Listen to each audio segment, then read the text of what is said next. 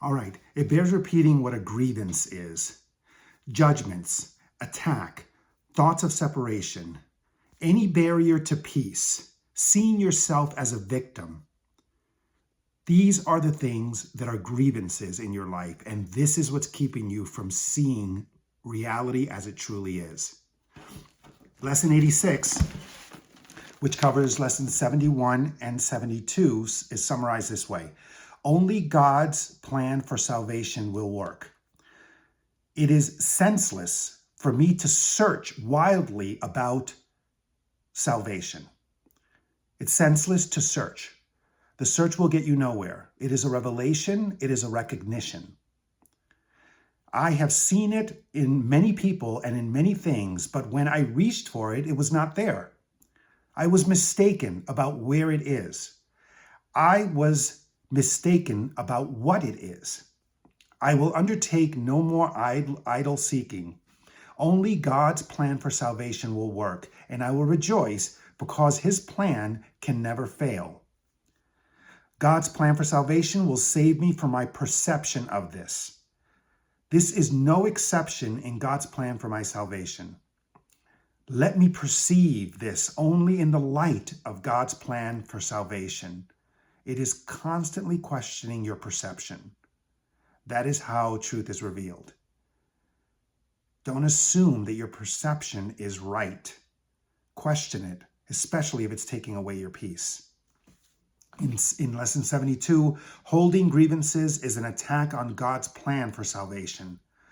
Holding grievances is an attempt to prove that God's plan for salvation will not work. Yet only his plan will work. By holding grievances, I am therefore excluding my only hope for salvation from my awareness. By holding grievances, I am excluding my only hope for salvation from my awareness. This is about what you are aware of.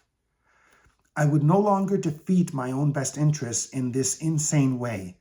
When you are aware of love, you want to then extend that love to others. When you are aware of your grievances, you want to justify them and extend those grievances to others. You see the world in diametrically opposing ways. I would accept God's plan for salvation and be happy.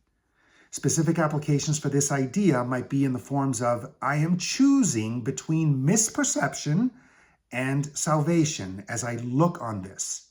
I am choosing between misperception and salvation. If I see grounds for grievances in this, if I see grounds for feeling attacked, feeling that someone else is guilty, feeling that I am guilty, feeling that I am a victim, feeling that I am at peace, if I see grounds for grievances in this, I will not see the grounds for my salvation.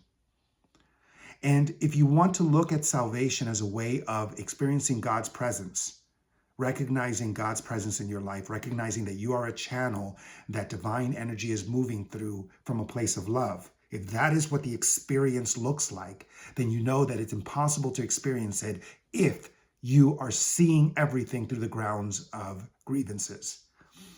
And then finally, this calls for salvation, not attack. So you're constantly reminding yourself, wait a second, I want to attack here. I want to see myself as powerless. I want to see myself as worthless. I want to see myself as insecure. I want to see others as guilty. I want to see others as wrong. I want to see myself as being disrespected. When you're constantly having these thoughts, say to yourself, this calls for salvation, not attack. So that's lesson 86. We will see you tomorrow.